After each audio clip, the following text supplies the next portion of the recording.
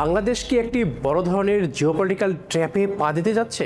শেখ হাসিনা সরকারের পতনের পর ঢাকার ফরেন পলিসিতে প্যারাডাইম শিফট ঘটেছে। পাকিস্তান এবং বাংলাদেশের মধ্যে নতুন করে এক ধরনের ডিপ্লোম্যাটিক রোমান্স শুরু হয়েছে। অনেকের যুক্তি, ভারতের উপর নির্ভরশীলতা কমানোর জন্য এটা একটা স্ট্র্যাটেজিক রিব্যালেন্সিং। কিন্তু ঠান্ডা মাথায় চিন্তা করে দেখুন তো, যে পাকিস্তান নিজেই একটি ফ্র্যাজাইল স্টেট, যেখানে terrorism is an everyday incident, যার অর্থনীতি সম্পূর্ণ আইএমএফ বেলাউডির উপর নির্ভরশীল, সেই দেশের সাথে সম্পর্ক গভীর করে বাংলাদেশের লাভটা কি? চলুন সম্পর্কের পিছনের এই বিটার রিয়ালিটি বিশ্লেষণ করি।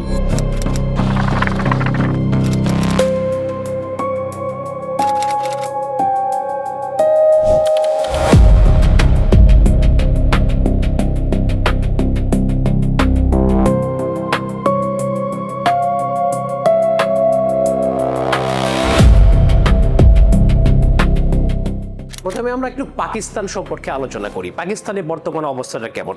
আপনি কারোর সাথে রিলেশনে যাওয়ার আগে কি করবেন? খোঁজখবর নেবেন, তাই তো?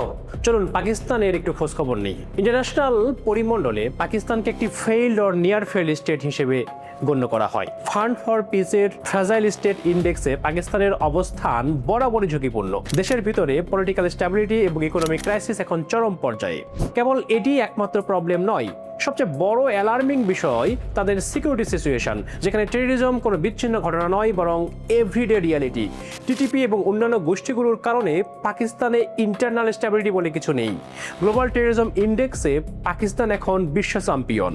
অর্থনৈতিকভাবেও পাকিস্তান বাংলাদেশকে দেওয়ার মতো অবস্থানে নেই।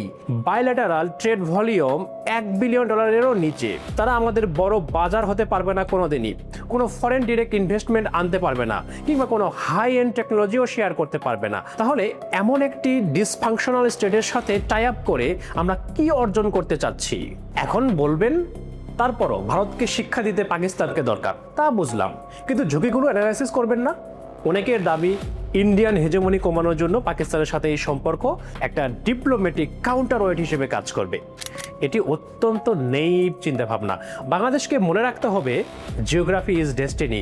বাংলাদেশ 3 দিক থেকে ভারত দ্বারা বেষ্টিত।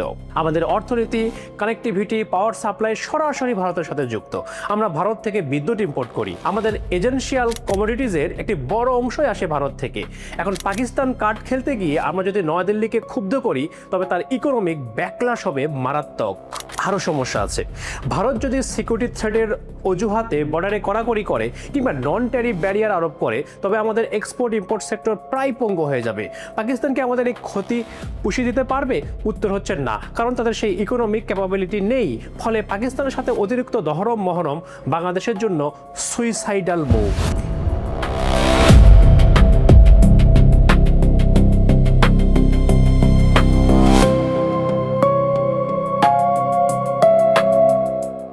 ভারত ইস্যু বাদ দিলেও পাকিস্তানের সাথে বেশি মাখামাখি করতে যাওয়ার দুটি বড় ঝুঁকি আছে। এক অভ্যন্তরীণ ঝুঁকি, অন্যটি বাহ্যিক ঝুঁকি। বাংলাদেশ বিশ্ব দরবারে একটি প্রগতিশীল, শান্তিপূর্ণ এবং ইনভেস্টমেন্ট ফ্রেন্ডলি দেশ হিসেবে বেশ পরিচিত। কিন্তু ইন্টারন্যাশনাল কমিউনিটি যখন দেখবে বাংলাদেশ একটি ট্রাবলড এবং সন্ত্রাসবাদের স্যাংচুয়ারি হিসেবে পরিচিত পাকিস্তানের দিকে ঝুঁকছে, তখন আমাদের গ্লোবাল ইমেজ ক্রাইসিস তৈরি হতে পারে। ওয়েস্টার্ন ইনভেস্টররা তখন বাংলাদেশের টাকা খাটানোর আগে 2 বার করে ভাববে। সেকেন্ড ইস্যু হলো মুক্তিযুদ্ধ। 71-এর জেনোসাইডের জন্য পাকিস্তান অ্যাপোলজি চাইলেও তা আসলে লোক দেখানো। সুযোগ পেলেই তারা মুক্তিযুদ্ধকে আঘাত করে। এই ঐতিহাসিক সত্যকে পুরোপুরি ডিনাই করে পাকিস্তানের সাথে গভীর বন্ধুত্ব করা আমাদের জাতীয় আবেগের সাথেও এক ধরনের কম্প্রোমাইজ। যেখানে কোনো সলিড ফিনান্সিয়াল ম্যাটেরিয়াল গেইন নেই, সেখানে শুধু ইমোশনের উপর ভর করে ফরেন পলিসি চালানো ম্যাচিউরড স্ট্র্যাটেজি হতে পারে না। পাকিস্তান, তুরস্ক এবং সৌদি আরব একটি সামরিক ব্লক তৈরি করেছে। বাংলাদেশে অনেকেই বলছেন এই জোটে গেলে বাংলাদেশ নাকি শক্তিশালী হয়ে যাবে, ভারতকে উচিত শিক্ষা দেওয়া যাবে। এই কথাগুলো অত্যন্ত আবেগী, চানাচুর ভাজার মতো। খাইতে ভালো লাগে কিন্তু হজম করা কঠিন। প্রথমত, বিএনপিতে আমার যে সূত্রগুলো রয়েছে তারা জানিয়েছে এমন কাজ সরকার কখনোই করবে না। দ্বিতীয়ত, যারা এটাকে বড় যুক্তি হিসেবে দেখছেন তারা আমার কাউন্টার যুক্তিগুলো শুনুন দয়া করে। এই জোটে গেলে বাংলাদেশের নন অ্যালাইন পলিসির লঙ্ঘন ঘটবে। এখন এখন নিশ্চয়ই বলবেন সো হোয়াট ভাই, আরো বড় রিস্ক কিন্তু আছে। এটি বাংলাদেশকে মধ্যপ্রাচ্যের প্রক্সি যুদ্ধে জড়িয়ে পড়ার ঝুঁকিতে ফেলবে, গ্লোবাল পাওয়ারগুলোর সাথে ফ্রিকশন ঘটাবে, ফলে বাংলাদেশের জন্য বড় বিপদ ডেকে আনবে। সবচেয়ে বড় কথা হলো ভারত বাংলাদেশে পলিটিক্যাল প্রভাব রাখতে চায়, কিন্তু ভারত এক্সিস্টেন্সিয়াল মিলিটারি থ্রেট নয়, ফলে এ ধরনের জোটে গিয়ে ব্যাকলাশ খাওয়ার তো কোনো দরকার নেই।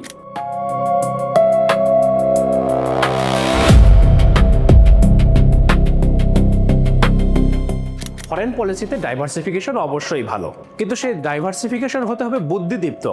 পাকিস্তানের সাথে সম্পর্ক সাময়িকভাবে একটা শ্রেণীকে রাজনৈতিক তৃপ্তি দিতে পারে, কিন্তু দীর্ঘমেয়াদে এটি বাংলাদেশের জন্য কোনো ট্যাঞ্জিবল বেনিফিট আনবে না, বরং এটি ভারতকে আমাদের আরও শত্রুভাবাপন্ন করে তুলবে। আন্তর্জাতিক মহলে আমাদের বিশ্বাসযোগ্যতা কমবে। তাই বাংলাদেশের উচিত হবে অত্যন্ত সতর্কতার সাথে পা ফেলা, যাকে কূটনীতির ভাষায় বলা হয় ওয়াকিং অন অ্যান এগশেল। একটি ভাঙা নৌকায় চড়ে আমরা মহাসাগর পার হতে পারি না। পাকিস্তানের মতো একটি ভঙ্গুর রাষ্ট্রের উপর বাজি ধরা আমাদের জন্য একটি বড় স্ট্র্যাটেজিক ফেলিওর হিসেবে প্রমাণিত হতে পারে।